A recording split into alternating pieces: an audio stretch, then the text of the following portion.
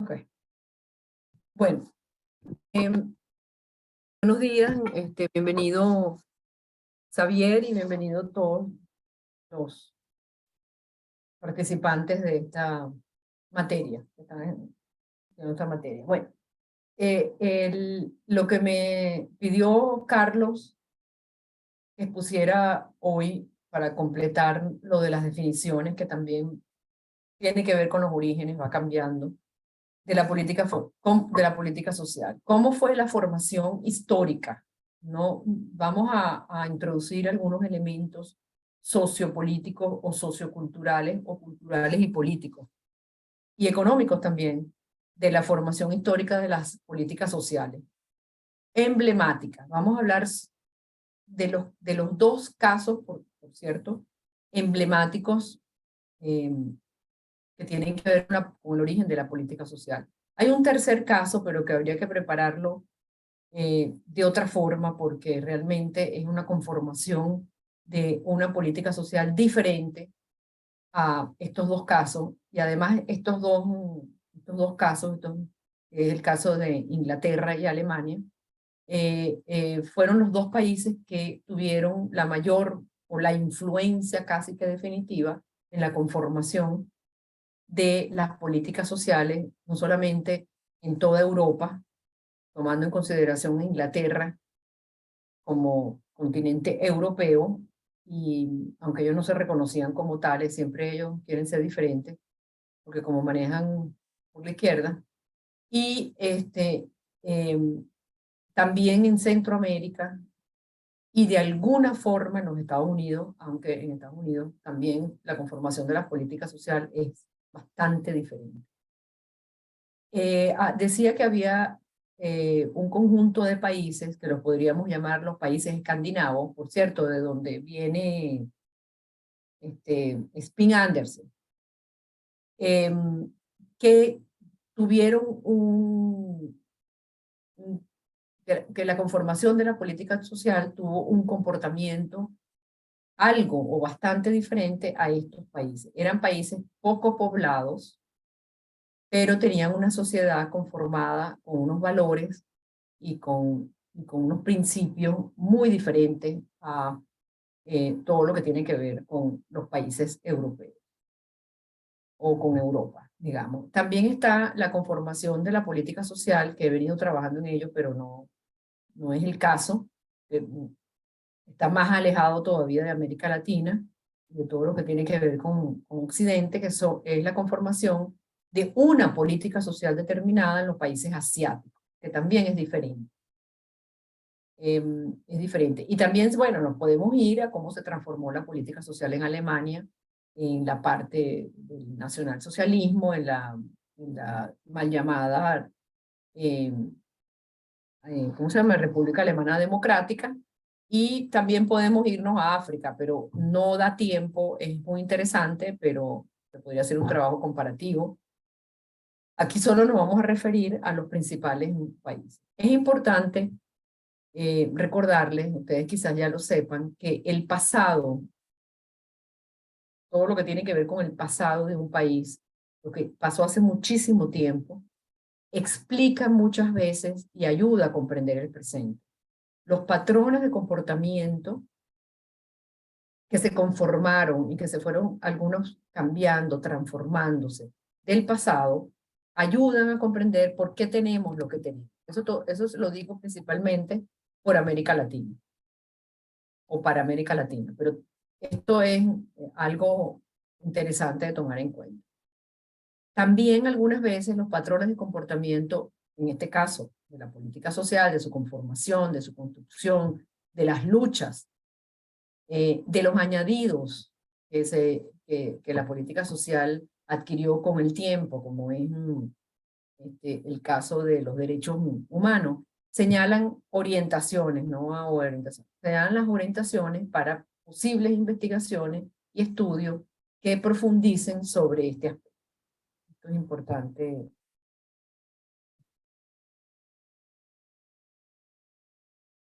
Ahora no. Ok. Aquí tenemos que lo social, como vimos, la clase pasada en cuanto a la definición, que es uno de los aspectos más importantes, y como vimos, es muy complejo. Cada uno tiene un pensamiento de lo que debe ser lo social. Hay muchos autores que definen lo social, ya lo vimos la semana pasada, con definiciones extensas, restringidas, intermedias, etc. Entonces, aquí lo que traté de hacer, o lo que traté sí, de construir, es unir los aspectos históricos con los económicos, políticos y culturales de los países. Es decir, una relación que se dio, una articulación al principio fue de arriba hacia abajo, después los de abajo, la sociedad reaccionó, tuvo un comportamiento específico en estos dos países que vamos a ver, pero los movimientos que hubo, que fueron diferentes, se articularon con los movimientos o con los patrones o con el comportamiento de la economía, de la política, de la cultura. Lo que quiero decir es que todo esto tiene que ver con partidos políticos, con sociedad, con sindicatos, con asociaciones. Okay. Por supuesto que hubo también, es importante destacar que en esta conformación de la política social como la conocemos hoy en día o como la discutimos hoy en día, bueno, también puede ser como la construimos hoy en día, tiene orígenes ideológicos. Por supuesto que sí. Esta fue una pregunta que creo que la hizo Anaís, y por supuesto que sí. Hay un componente ideológico en cada uno de estos esfuerzos por eh, construir, desarrollar una política social que estuviera atada a un estado social o un estado de bienestar. Eso lo vamos a ver. De parte de, el gobierno, de los gobierno británico, de la voz, porque, bueno, este es el que se le reconoce como el propulsor o el que hizo o el que redactó un informe sobre lo que debería ser una política social, que es el William Beveridge, y el alemán, que era el canciller Otto von Bismarck. Estos son los dos nombres que ustedes van a escuchar, a leer, por lo que tiene que ver con el desarrollo de una política social para Occidente, tomando como Occidente América Latina. También este esfuerzo que hicieron los gobiernos alemán y británico, en un principio Inglaterra, que tenía una asociación muy fuerte con las dos Irlandas, y Escocia, pero que fue desarrollado bueno, no importa, eso son detalles. Después se desarrolló, y además es un poco diferente la política social actual y anterior de Irlanda y de Escocia, ¿no? Tuvo que ver también y fue de la mano del desarrollo de la democracia, pero no solamente el desarrollo de la democracia, sino también de la descentralización, que en estos países este proceso fue muy adelantado a lo que nosotros podríamos decir que pasó en Venezuela. Casi 2 siglos o 1,5 siglos antes que la descentralización en los países de América Latina. Y como ustedes saben, uno de los países que más tardíamente se descentralizó fue Venezuela. Eh, también quiero comunicarles que hay otra manera de estudiar el origen de la política social, que requiere muchísimo tiempo, muchos recursos, que es a partir de, vamos a decir, el gasto social, cuánto de las ganancias, de la riqueza de los países se invertía o se dedicaba o era dirigido a lo que se consideraba social un principio, desde un principio. ¿Y cuánto se dedicaba a esto? Este trabajo, que yo conozca, lo hizo un autor que se llama Peter Linder. Ustedes pueden buscarlo en internet, Peter Linder, con un libro, un estudio, bueno, a mí me parece uno de los estudios más importantes que tenga que ver con la política social, no directamente porque él lo hace a través del gasto o la inversión social o lo que dije antes, que se llama el ascenso del sector público. En este libro hay varias cosas interesantes. Entre ellas, él trata de tejer un eje que va de la mano del gasto o el ascenso del sector público, cómo el sector público se fue conformando, pero el interés de él es cuánto dedicaba este sector público desde sus orígenes a lo social, dirigido a lo social. En ese momento, solamente lo social, bueno, en esos momentos, eso, vamos a verlo ahora, era educación de salud y trabajo. O sea, todo lo que tiene que ver con discapacidad o enfermedad, etcétera, que tenía que ver con el trabajo, también estaba incluido aquí. Entonces es importante, él teje esto y eso va de la mano del desarrollo de la democracia y de la descentralización. Y él demuestra que estos dos aspectos y el ascenso de lo público, como él lo llama, estaban muy articulados, muy articulados. Mientras más descentralizados eran los países, él sí hace la muestra de países en casi toda Europa. En los países que más avanzaron, que más avanzaban en la descentralización, tenían su correlato en el avance de la democracia y viceversa. Democracia, a democracia, mayor descentralización. Y mejoraba la inversión o el gasto en salud y mejoraba el bienestar de las sociedades.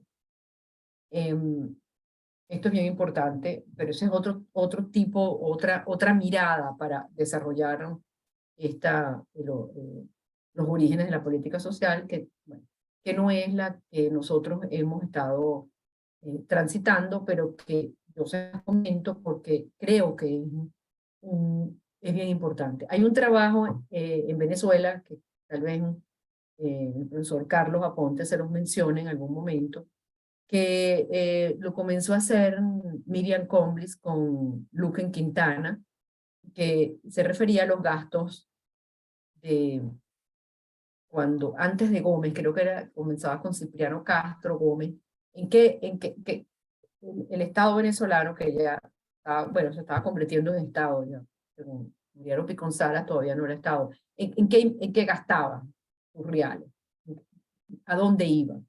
Y ahí es interesante ver cosas como que todo lo que tenía que ver con la salud, todo lo que tenía que ver, la mayoría de las cosas que tenían que ver con lo social, estaban eran militarizados, estaban dentro de un ministerio, de una organización que tenía que ver con la policía, la seguridad del país, donde los militares, todo esto, ¿no? Y la peste que aquí nos llegó, también ¿cómo se llama? Se me olvidó, la fiebre española, ¿cómo que se llama? Bueno. La gripe. ¿Ah? La gripe española. La gripe. Es que ese nombre ya no se usa, porque ahora, ¿tienes COVID? No, tengo gripe. Bueno, entonces, la gripe española es interesantísimo cómo fue desarrollada, cómo fue enfrentada, y que eso fue cuando Gómez, ¿y qué hizo? Gómez llamó al sector de la medicina privada, que estaba constituida en la Asociación de Médicos de Caracas, y la Asociación de Médicos del Zulia. Inclusive no era del Zulia, era de Maracaibo. Los llamó y le dijo, ahí tienen eso, ocúpense ustedes y hagan lo que tengan que hacer. O sea, lo público, para no decir Estado, pero era el Estado, lo público, le dejaba eso a los privados, digamos. Vayan a ver qué ustedes hacen con eso, ¿no? Y por cierto que Catalina Banco, historiadora, pero también economista, ella está haciendo un trabajo bien interesante sobre el enfrentamiento a las pandemias, porque aquí también hubo un brote de cólera muy importante. Está haciendo un trabajo sobre cómo actuó el sector público, bueno, desde que comenzaron todas estas, ahora se llaman pandemias, peste, gripe, y cómo fue tratado. Es bien interesante esto, por eso también te dice un aspecto del origen de la política social. Bueno, sigamos. Entonces, el origen de la política social estuvo asociado, eso está en todos los estudios, a los esfuerzos políticos e ideológicos sobre la construcción de un Estado nacional.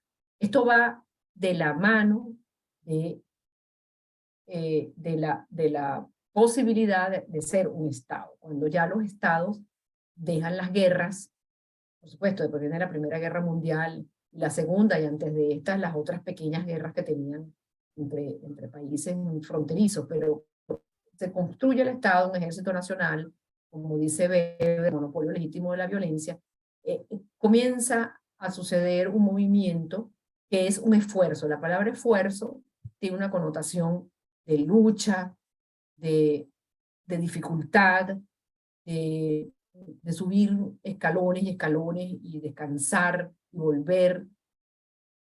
Quiero que sepan que lo social, todo lo que tuvo que ver con lo social, con la política social, fue el más peleado y causó más muertes que lo que tuvo que ver con lo político o con lo civil. Todos estos tres derechos principalísimos, nadie nos fueron regalados, y esto es importante recalcar, ¿no? En muchos países se les regaló el voto, hubo menos luchas que en otros, pero siempre fue un esfuerzo, ¿no? La construcción de ese Estado Nacional estuvo dirigido a integrar a la nación y a cohesionar. Esto es importante porque la integración y la cohesión desarrollan yo no sé si decirle virtud, o una acción, o una práctica, que es la solidaridad. Y en uno de los dos países que vamos a estudiar, que es Inglaterra, la solidaridad en la política social, ya lo vamos a ver, es muy importante. Y después se convirtió en algo muy importante. Informar o que la sociedad entendiera que en la construcción de seguros sociales, los derechos sociales, la solidaridad es muy importante. Y la solidaridad va mucho más allá de cuando se produce un desastre natural y todos los países recogen, o con la guerra de Ucrania todo el mundo manda comida, es más que eso. Además, es una construcción que fue, como las criptomonedas, se fue introduciendo en la sociedad por generación. Hay sociedades más solidarias y sociedades menos solidarias. Después está el ejercicio de la ciudadanía, en lo que respecta a lo que estamos viendo, a través de lo social y el conocimiento y reconocimiento que lo social es un derecho. No solamente para la reproducción de la fuerza de trabajo sana, que en un principio, que esto tuvo un fuerte principio en los orígenes de la política social, sobre todo en América Latina, y es uno de los aspectos más importantes de los orígenes de la política social, pero también en otros aspectos. Bueno, el posterior desarrollo de la política social, entonces, estuvo unido al desarrollo de los derechos humanos y luego a la expansión de los derechos humanos. Pero también estuvo muy articulado a los objetivos de la redistribución de las riquezas. Es decir, crear lo que se está llamando ahorita un paquete político amplio que contribuya a que no se siga deteriorando el bienestar hoy en día y a construir bienestar a un grupo de la población que está llegando a los países que podríamos decir que son los migrantes. No había política social para los migrantes, esto es un mundo nuevo que también habría que indagar, investigar, conocer. En todo esto vamos a ver que el actor principal fue el Estado. Un Estado comprometido con el bienestar social de sus ciudadanos antes que con la guerra o las conquistas de otras tierras. Por supuesto, el lugar histórico donde se produce esto, desde donde se produce, es en las posguerras. En las posguerras. Ya se entra en una especie de paz, una especie de paz, así subrayado entre comillas, porque creo que el mundo no está, bueno, se ha estado varios años en paz. Ok, empecemos rápidamente porque no nos va a dar tiempo. Desde los siglos, desde donde se tiene recogida información, o donde se ha registrado información sobre algo que tenga que ver con lo que nosotros entendemos hoy en día por lo social, el sector social, el espacio social y tal, es en el siglo XI. Vamos a ver rápidamente todo lo que tiene que ver con el siglo XI hasta el siglo XVIII poco a poco. Ahora, yo quisiera decirles que en la construcción de lo social, en el imaginario colectivo de las sociedades, nosotros, hay estudios que registran información sobre dos valores o dos hechos muy importantes que tuvieron que ver con lo social, que es la concepción de justicia y la solidaridad. Hay un trabajo que a mí me encanta de Hobsbawm, Eric Hobsbawm, que se llama Los socialistas primitivos, o los primitivos socialistas, creo que los socialistas primitivos, donde él registra varios casos históricos, los estudia a profundidad, donde está, uno es el origen de la mafia italiana, y eso lo estudia en Italia.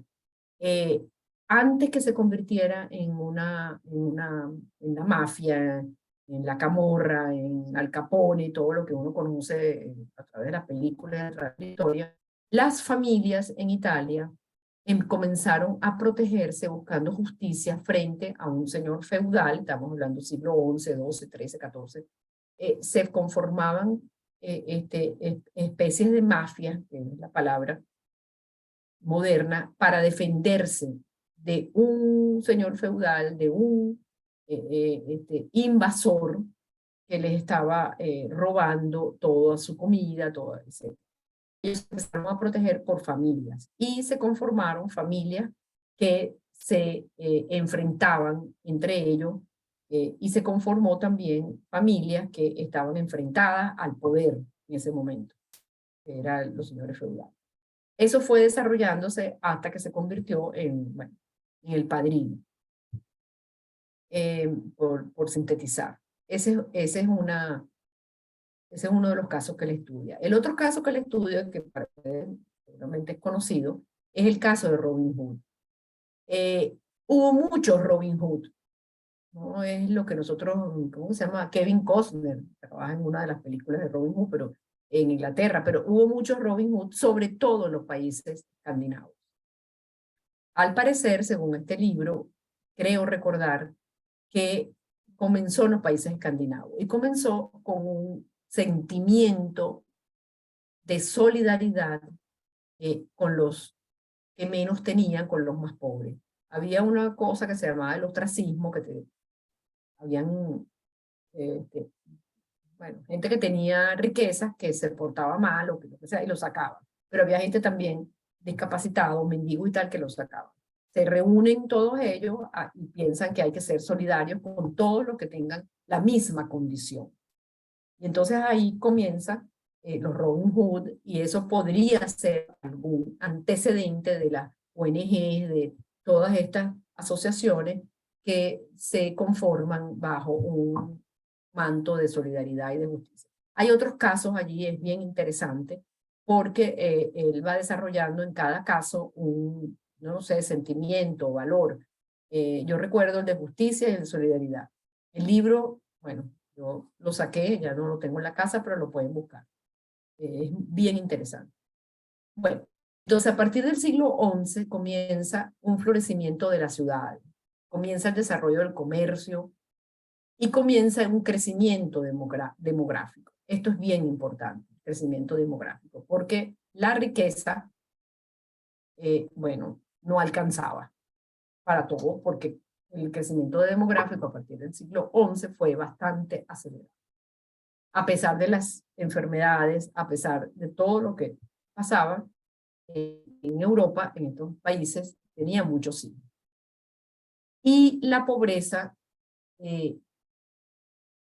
se veía como una cuestión religiosa en todos los países musulmanes, en los países con religiones basadas en el judeocristianismo, en el cristianismo, todo esto, las iglesias, los sacerdotes, todo lo que tenía que ver con la religión, eran los que se ocupaban de los pobres, eran los que tenían bajo su espalda la posibilidad de aminorar o aliviar la pobreza. Esto es bien importante.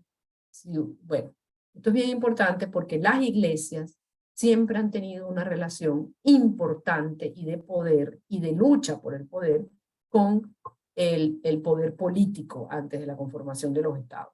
Con los reyes en Inglaterra peleaban con los otros y siempre en defensa de, bueno, uno, porque había unos papas también por ahí, pero bueno, en general. Y tenían la visión que los unía a ese poder político, que era que la pobreza era una situación que podía ser resuelta a través del trabajo. Esto es importante porque esta es una idea que persiste mejor trabajada, modernamente trabajada, etcétera, etcétera. En algunas ideologías de algunos partidos políticos. Le den el pescado a los pobres, sino que enséñenlo a pescar. O visto a través de Amartya Sen, no solamente es importante que se amplíen las oportunidades, sino que hay que capacitar a los trabajadores, a la gente y tal, para que puedan tener, o para que puedan ver primero y puedan, como que sea, sacarle provecho a las oportunidades, porque muchas veces las oportunidades están allí, pero como no hay una capacitación, bueno, etc. Entonces, esta es una idea clave que está a través de todo el origen de la política. Entonces, a partir de eso surgen instituciones y leyes dirigidas, por un lado, a castigar a los pobres. Los pobres, ahí entra el Robin Hood, entre otras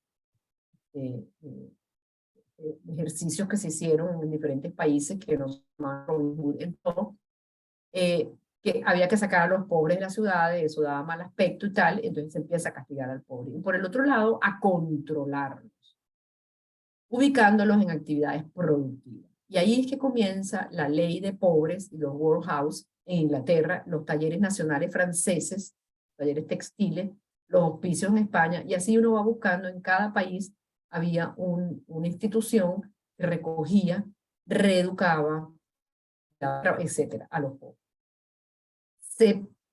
Eso también lo trabaja Eric Hobsbawm y se producían unos exabruptos también con estas instituciones espantosas. Hasta el siglo XVII, entonces, según algunas estadísticas, existía en Europa cerca del 40% de pobreza, en Europa completa, eso es bastante, y un 20% de indigencia de la población.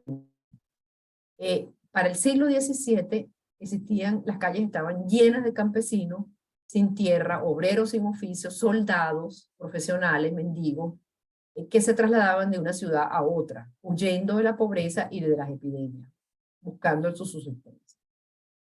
Esto coincide con guerras enfrascadas en territorios, con los reyes, etcétera, etcétera. Lo que sí es cierto es que a partir del siglo XVII va a comenzar un movimiento de modernización de la agricultura, industrialización, donde ya los que trabajaban de una manera no se adaptan o no los dejan, etcétera, comienzan a entrar en esa franja de la pobreza. Entonces, la pobreza y la indigencia son objetos de sentimientos privados y de compasión todavía, que se resuelven o que se aminoran, que se alivian a través de la caridad.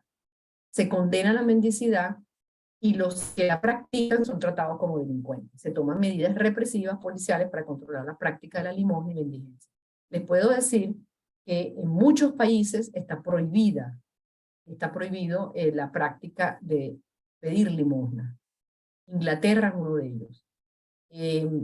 Ahí se coloca el mendigo con una revista y esa revista la vende durante siglos. Años vende la revista. Entonces cuando viene la policía, no, yo estoy vendiendo la revista. En Japón está totalmente prohibida, inclusive vender la revista por meses o por años. Y así en otros países, sobre todo en los países asiáticos, la mendicidad ¿cómo se llama? Todo lo que tiene que ver con la limosna y tal, está prohibido. Entonces, esto, para que ustedes vean que todavía. Aquí hago una disección entre desde el siglo XV y el siglo XVI en Europa. Aquí es cuando realmente comienza a cambiar la estructura demográfica de las ciudades medievales, se está saliendo de la Edad Media. El porcentaje de mendigos y pobres, sin considerar el resto de los pobres de la ciudad y del campo, oscilaba entre 15 y 20%, o sea que coincide con la anterior estadística. Y entre los siglos XVI y XVII, los pobres que dependían de la ayuda pública o privada formaron un quinto de la población. Aquí comienza una discusión, es el inicio de una discusión entre la caridad a través de la religión y leyes que vienen ya de un Estado. La ley de pobres, ¿no?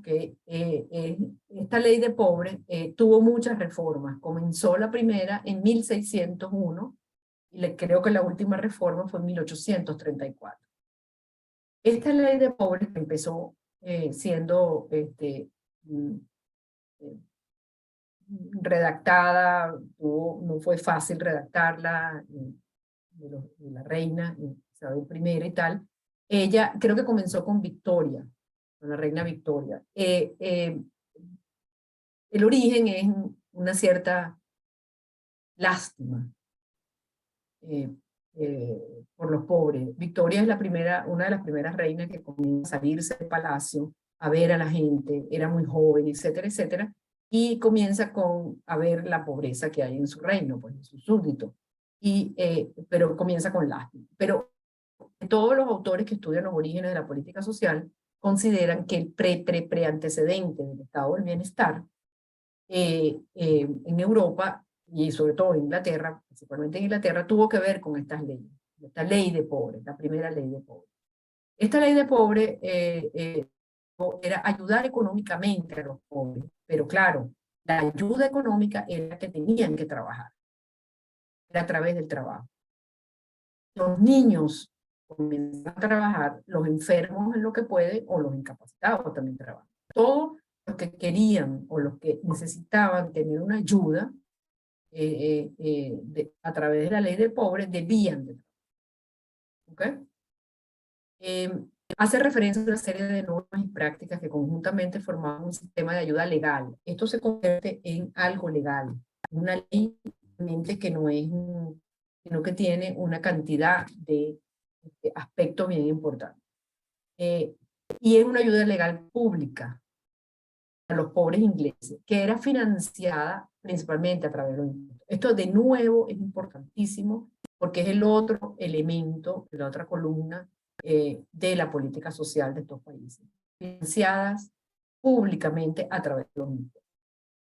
Esto comienza, bueno, ustedes desde cuándo esta idea, ¿no? Fue la disposición más importante dirigida a los pobres antes del siglo XIX y señala el nacimiento de la política social como una intervención de un Estado para atender un problema social que es colectivo. La Iglesia, en las primeras de cambio, tuvo un papel muy importante, pero poco a poco el Estado fue retirando la Iglesia, quitándole el carácter de caridad de la política, de lo social, de las intervenciones sociales, de la cuestión social, para darla a algo que tuviese que ver una política pública más. Esto conformó un modelo en primera instancia de asistencia pública, que que sustituyó a la caridad y los problemas sociales empezaron a ser vistos desde una perspectiva pública. Hubo un intento y una organización del sistema que se llamó Speedham Land de subsidios, que fue el primero, bueno, registrado en el libro, yo me baso en el libro de Linder, que fue un paquete de subsidios a los salarios de los trabajadores más. Esa es una de las reformas de esa ley de pobres de 1795, porque esa ley estuvo vigente bastante tiempo, o sea, fue larga en el tiempo. Bueno, después viene la revolución industrial y la ilustración a partir del siglo XVIII hasta el XIX. Aquí cambia la naturaleza de la pobreza y ya es definida como un problema social. Entonces, comienza la preocupación de la constitución y aparición de las fábricas y comienza algo que llamó posteriormente Marx, no sé si fue el primero, no, los orígenes del proletariado no lo he estudiado, pero públicamente y académicamente se conoce a Carlos Marx como el que hablaba del proletariado y sus consecuencias en los efectos del mercado en la salud, la seguridad, en la estabilidad de la fuerza de trabajo y de las personas. El trabajo entonces se hace obligatorio para las personas sanas. Esto es bien importante porque continúa entonces la estigmatización de las personas no sanas o incapacitadas, no sé si la incapacidad puede definirse como una cuestión no sana, pero bueno. El Estado asiste sistemáticamente a las personas con problemas de incapacidad, enfermedad, abandono, con políticas de reclusión y rehabilitación en hospitales, casas, talleres, trabajo, oficios. La pobreza se convierte en un problema de necesidades humanas insatisfechas. Esto está así y comienza a ser definido de esta forma, y esto presenta una preocupación de primer grado que comienza a ofrecer soluciones políticas, pero también técnicas. En 1793 se hace la Declaración de los Derechos del Hombre y del Ciudadano, en donde se proclama la asistencia pública como un deber sagrado. Insta a procurar los medios de subsistencia a los menos afortunados por vía del trabajo, o asegurando el derecho a vivir sin trabajo para aquellos que no puedan trabajar. Entonces, el mundo de la pobreza deja de ser un. Fíjense que hay muchas clases de personas que entran en una categoría que se llama pobreza, pero que no son iguales entre sí, sino que son diferentes. O sea, entran a la pobreza por razones diferentes. Algunas de ellas pueden ser solucionadas o el Estado puede dar respuesta a ellas y puede asistirlo. Otras veces no puede. Y eso se va complejizando y se va heterogenizando a lo largo del tiempo, hasta hoy en día. Una persona puede llegar a ser pobre porque se fue a la guerra del Vietnam, llegó, el país cayó en recesión, no tiene una jubilación, no tiene una ayuda monetaria y entra en el nivel de la pobreza como pasó en los Estados Unidos. O también una persona puede llegar a ser pobre porque comienza a tener problemas y estaba hablando modernamente, comienza a caer en la droga y entonces el ser pobre ya no es una categoría homogénea. Entonces se diferencia entre los pobres merecedores al principio y los que no pueden trabajar, viejos, inválidos, huérfanos, etcétera, niños, y el resto de los pobres que pueden atender sus necesidades por medio del trabajo. Entre 1871 y 1889 se aprueban reformas sociales en Alemania bajo las ideas de von Bismarck y se produce el seguro social obligatorio para los trabajadores y sus familias. Esta es la primera política social articulada de la que se tiene registro y fue a través del seguro social en Alemania. Seguro de enfermedades, accidentes de trabajo, pensión. Este seguro, esta intervención pública está muy articulada, está abotonada como una camisa que al trabajo. Y se extiende a toda Europa la idea de que el Estado debe intervenir en el campo social. Ya no hay discusión hasta ese momento sobre el papel que pueda tener el Estado en lo social. Inclusive en países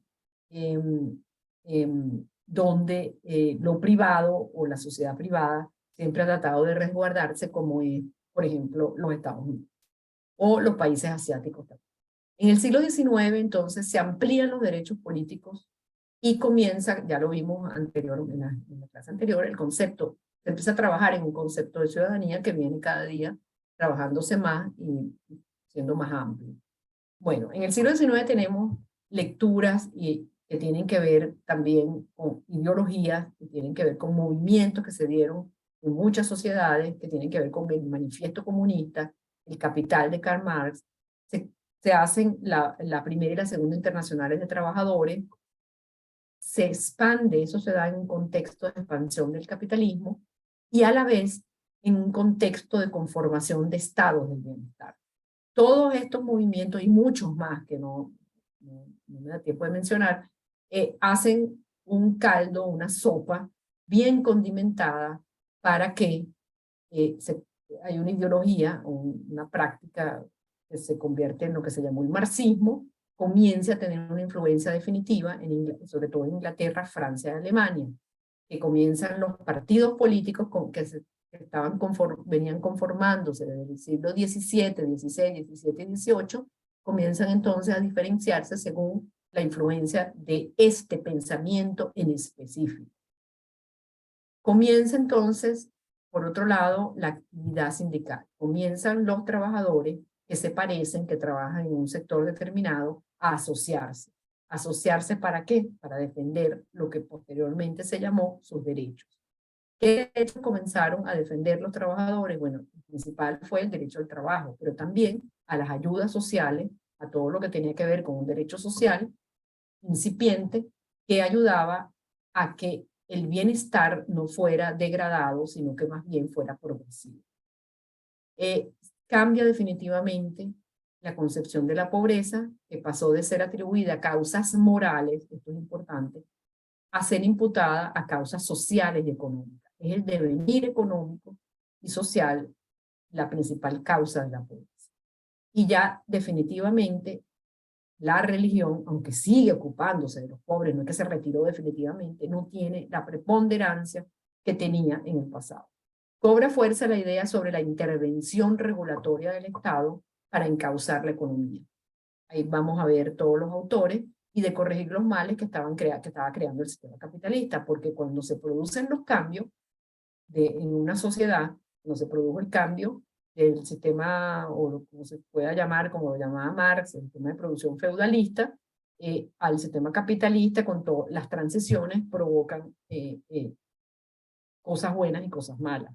El sistema capitalista, que es, según la interpretación que pudiese haber tenido Marx, es el sistema que más ha durado el tiempo. Ahora, y más transformaciones ha sufrido y más cambios. Ahora, se puede llamar sistema capitalista, se tendría postcapitalista, qué sé yo, esa es otra discusión.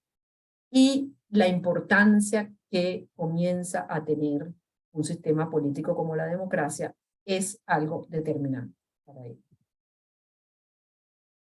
Y eso se observa a través del estudio de las sociedades en donde fue implantado un estado de bienestar o un pensamiento del bienestar social o un movimiento dirigido hacia la inclusión de todas las personas en las ventajas y todo lo que tiene que ver con la riqueza del país. En países donde la democracia se retrasó o no hay democracia o no hubo democracia, las políticas sociales han sido más primitivas y menos progresistas, por decirlo de alguna forma. Ok, entonces, las leyes de Otto von Bismarck, que fue entre esta fecha, realmente fue un conjunto de leyes que tuvieron varias reformas, la ley originaria tuvo muchas reformas dirigidas a agregar cuestiones que fueron muy importantes y siguen siendo importantes hoy en día a través del seguro social, atadas a los trabajadores asalariados.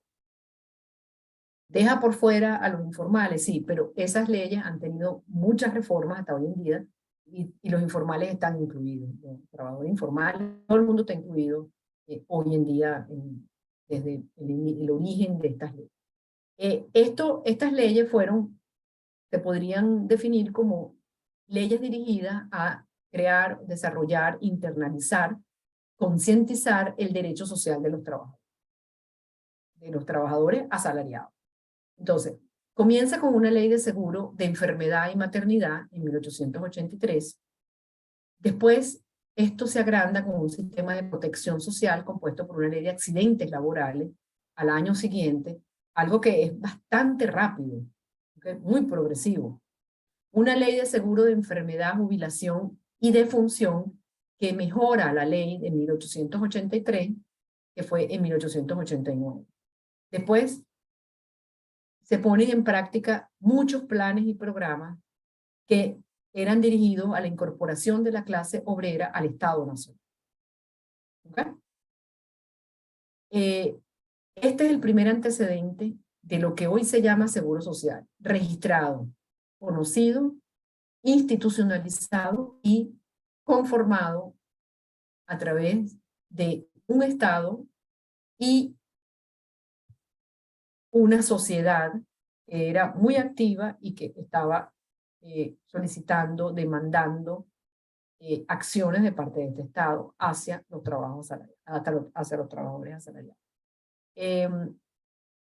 Este sistema tiene como objetivo, o tuvo como objetivo, todavía lo tiene, cubrir los riesgos del fallecimiento, de los accidentes de trabajo, en maternidad, financiado a través de un sistema contributivo. Es el Estado, la empresa y el trabajador quienes contribuyen a ese fondo que financiaría estados de los trabajadores, diferentes estados, accidente, incapacidad, maternidad.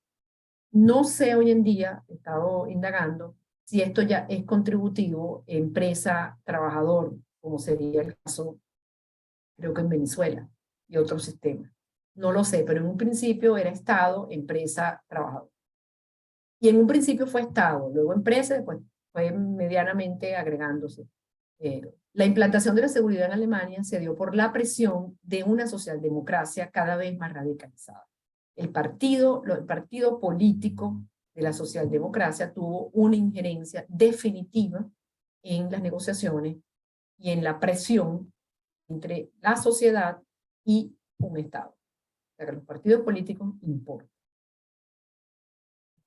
Luego, el pacto keynesiano y la teoría social de Beveridge, la primera mitad del siglo XX. Después, Inglaterra, desde Inglaterra, viene un movimiento que se produjo o que se indujo o que se adelantó por la depresión económica de los años 30, que produjo altas tasas de desempleo en los principales países industrializados.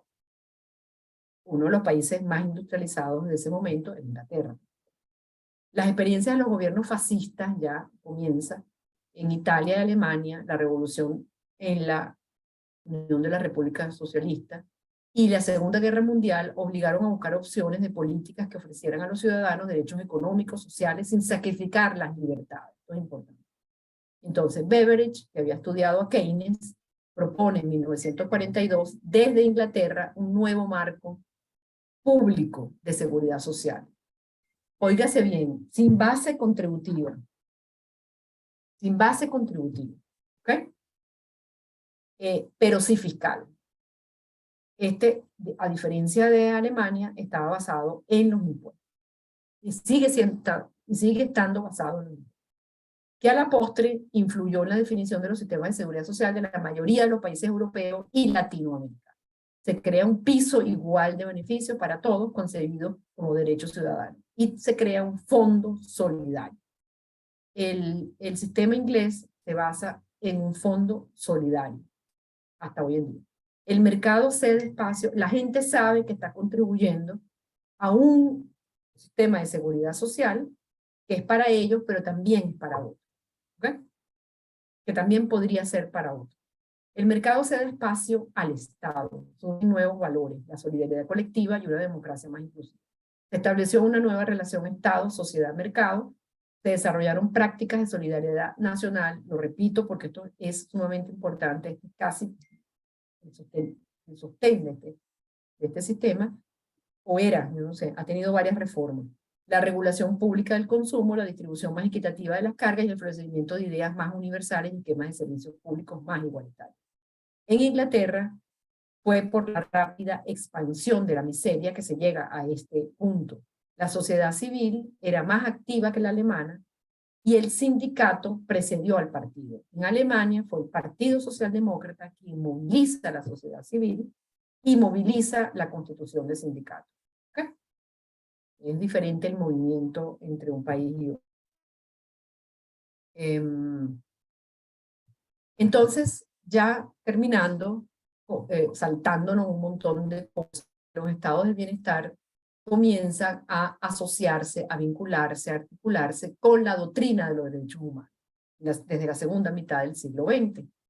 Se consolidan los estados de bienestar, el sistema de seguridad social se consolida, ya está consolidado en la primera mitad del siglo XX, adquieren bases institucionales sólidas, comienza a expandirse la idea de seguridad social en todo, casi todo el mundo, con un alcance político y jurídico y una dinámica propia basada en las culturas y en las sociedades de cada país y en la producción, cuál es el bien, qué es lo que se produce. En Venezuela, ya lo van a ver con Carlos, como el petróleo resultó ser un agente, un factor determinante en la selección del sistema de seguridad social y posterior desarrollo de la política social en Venezuela.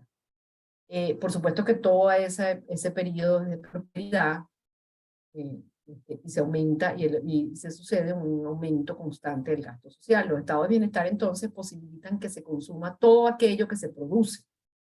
La sociedad es consumista dentro de un proyecto de sociedad industrializada, ahí se puede dirigir el consumo, etc. Se comienzan a homogenizar los trabajadores en categorías, se acumula poder a través de la riqueza, ya lo sabemos, los trabajadores se organizan, sindicatos, etc. El Estado desarrolla aparatos para administrar los conflictos industriales y comienza a desarrollar aparatos para redistribuir la riqueza y comienza unos años de paz social y económica. A las ideas de Beveridge se anexan otras como la de Timmons, que ya lo vimos, que aboga por la función redistributiva del Estado para lograr una mayor igualdad social en Inglaterra. Crecen las expectativas de la gente hacia los partidos políticos viven el mejor de su tiempo, la abstención es casi desconocida, cada grupo social se adhiere, se reconoce en un partido político que recoge sus carencias sociales o necesidades sociales, y esto se transforma en la principal causa política que los partidos tienen para luchar, para transformar todo esto en un derecho fundamental. Esto es importante. La política social incluye una política fiscal progresiva, responsabilidad social, etc. Comienzan a adherirse muchos más sectores de servicios sociales públicos. En 1948 se suscribe la Declaración Universal de los Derechos Humanos, es por eso que digo que comienza la política social a tener una articulación son los orígenes, con los derechos humanos, inalienables, anteriores y superiores a toda forma de organización política e inherentes a las personas. En el siglo XX, los derechos sociales son auténticas leyes de desarrollo, ya están incluidos. Bueno, después viene un movimiento que tiene que ver con lo que se llamó la crisis del estado del bienestar. ¿Qué sucede a finales del siglo XX? Puede ser ubicado entre los 70 y los 80. Son escenarios de una fuerte crisis económica, comienza una fuerte crisis económica que ya no solamente situada en Europa, sino en una crisis global que también sucedió en América Latina. Y comienza la idea de que los estados de bienestar comienzan a debilitarse. Vienen de diferentes fuerzas políticas e ideológicas. La crisis trae desempleo, inflación, pobreza, aumento de la pobreza, y se comienzan desde la academia y desde la política a cuestionar el estado del bienestar, porque no atiende las necesidades del capital ni las necesidades de la gente. Aparecen esquemas que abogan por el desarrollo de una política social neoliberal, como se llama, o conservadora, y se culpa al estado de bienestar de la crisis. No se habla de desarrollo, sino de crecimiento, se plantea la reducción del Estado, en general, en todos los países, hay movimientos dirigidos a ello, y el traslado de sus funciones sociales al sector privado. Reemerge la cuestión social como un campo autónomo de lo económico, se separa de la economía, en medio de exigencias de una mayor democratización. Comienza la defensa y el fortalecimiento del estado de bienestar en su función redistributiva, y se comienza con un movimiento de corresponsabilidad de la sociedad en la tarea de lograr una mayor igualdad social. La sociedad se había retirado porque, bueno, recibía el bienestar del sector público del Estado, pero se dio cuenta que si la sociedad no participaba de manera más profunda, más fuerte, estaba quedando, bueno, su bienestar podría verse disminuido. Emergen nuevas formas para rediscutir y entender la política social, desde la ciudadanía, los derechos, la gobernabilidad, las redes sociales, la calidad. Ahora bien, el trabajo del INDER, que si uno se lo lee desde la primera página hasta la última, él demuestra con datos que esa crisis de bienestar, igual que Carlos Aponte demuestra en su tesis doctoral, que no hubo disminución de la inversión social o del gasto social, él demuestra también, desde otro ángulo metodológico, que no hubo tal crisis del estado de bienestar, que hubo un intercambio de reformas, de reconstrucciones, de construcciones nuevas, que en las primeras de cambio hizo sentir como una especie de sensación que no se estaba ocupando de nosotros. Aumentó la pobreza de forma desmesurada. Hubo situaciones que dejaban ver que algo pasaba con el estado de bienestar. Ciertamente el estado de bienestar debía de redefinirse, reestructurarse, adaptarse a las nuevas condiciones, etcétera, pero nunca bajó la inversión de lo social. Eso es importante. De repente ustedes pueden pensar en cosas como la corrupción, cosas como el desgaste, etcétera. Ese es otro problema. Okay. Entonces, para finalizar, el Estado social fue una invención alemana, sus orígenes. Fue ideado en un principio como un instrumento adecuado para superar gradualmente al capitalismo y avanzar hacia un socialismo y democracia. Desde Alemania se pensó, en los textos está escrito, cambiar la estructura social y económica de Alemania. Se pensó, se trató, los partidos políticos socialdemócrata y social cristiano, socialdemócrata y ¿cómo se llama el otro? No se me olvidó. Fueron los moderadores de esta situación.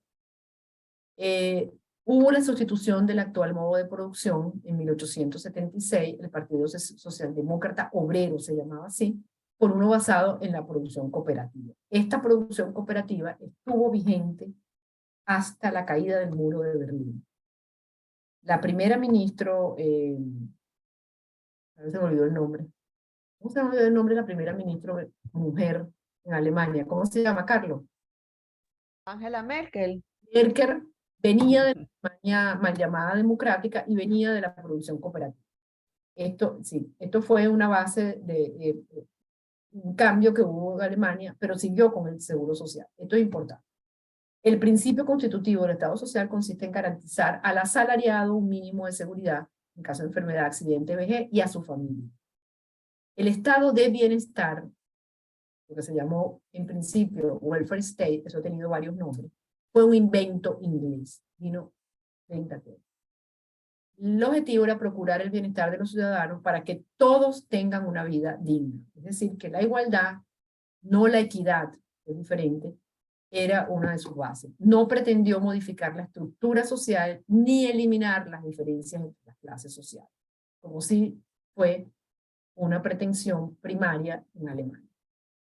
El Estado interviene y regula la economía, mucho más que en Alemania. Y luego el Estado se preocupa muchísimo porque la sociedad británica esté cohesionada socialmente y el sentimiento o el valor, o no sé cómo se pueda llamar, de solidaridad ciudadana lo revive todo el tiempo. Es la base de esto. Bueno, terminamos.